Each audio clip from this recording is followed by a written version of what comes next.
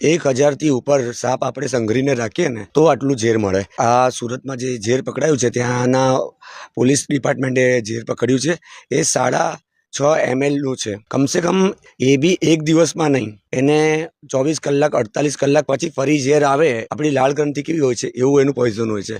ફરી એનું એ ગ્રંથિમાં ઝેર સંકળાય ત્યારે ફરી એને એ મિલ્કિંગ કરવું પડે। એને 24 થી 25 ટીપા હોય ને આમ એને કોઈને બાઇટ કરે ને તો 2 થી 3 ટીપા જ નાખતો હોય છે। એને બહુ એને એ કરવું પડે છે, પુશ કરવું પડે છે, ત્યારે એના અંદરથી 24 કે 25 ટીપા નીકળે। એકચ્યુઅલી આમાં જવાબદાર છે ને તંત્ર એટલે વન વિભાગ બી છે, કારણ કે રૂરલમાં તમે જોશો ને તો હાલની તારીખમાં જેમ બરોડામાં રેસ્ક્યુ સેન્ટર છે ને એવું રૂરલમાં રેસ્ક્યુ સેન્ટર નથી। એટલે ત્યાં કેવું છે, વન વિભાગ કામ કરતું નહીં। વન વિભાગમાં જે બી ડાયરેક્ટ આવે છે એ લોકો થિયરી જ અમને આવડતું હોય છે, પ્રેક્ટિકલ આવડતું નહીં હોય છે। એટલે એ લોકો સહારો કોનો લે છે?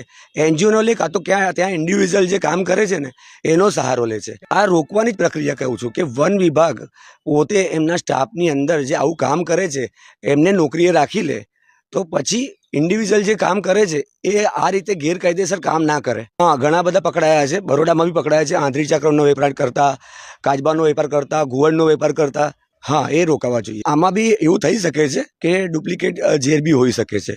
એ તો એક તપાસનો વિષય છે, તપાસ થશે પછી આગળની વાત થશે। એમને જેટલી માત્રામાં પોઈઝન મળે એટલી માત્રામાં એમને સજા થઈ શકે છે। એની માટે જ અમે અપીલ કરીએ છીએ ફોરેસ્ટ ડિપાર્ટમેન્ટને કે તમે એમના મૂળિયા સુધી જાઓ। તમે થળિયા પકડ્યા છે હજુ તો, કે જે જગ્યાએથી એ લોકો પોઈઝન લાયા છે તો ત્યાં કેટલા સાપ જમા છે એમની પાસે, ત્યાં પહોંચો તમે, એની અંદર કોણ કોણ ઇન્વોલ્વ છે એમની પર તમે કાર્યવાહી લો।